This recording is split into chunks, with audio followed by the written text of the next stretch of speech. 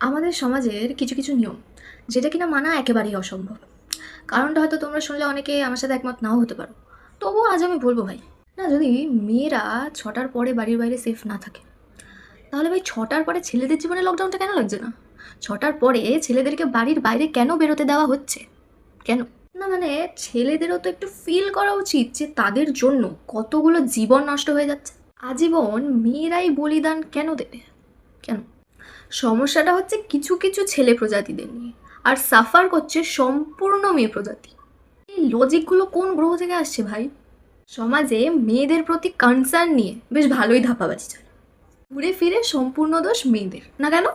মেয়েটা ছোট জামা পরেছিল ভাই, ছেলেদের চোখের পর্দার লেন্থটাও তো একটু অ্যাডজাস্ট করা উচিত ছিল, তাই না?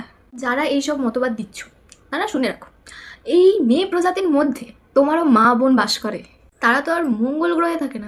So girls, come on, let's talk about this. কারণ আমাদের চিন্তা আমাদেরকে করাই শুরু করতে হবে, সমাজ শুরু করবে না।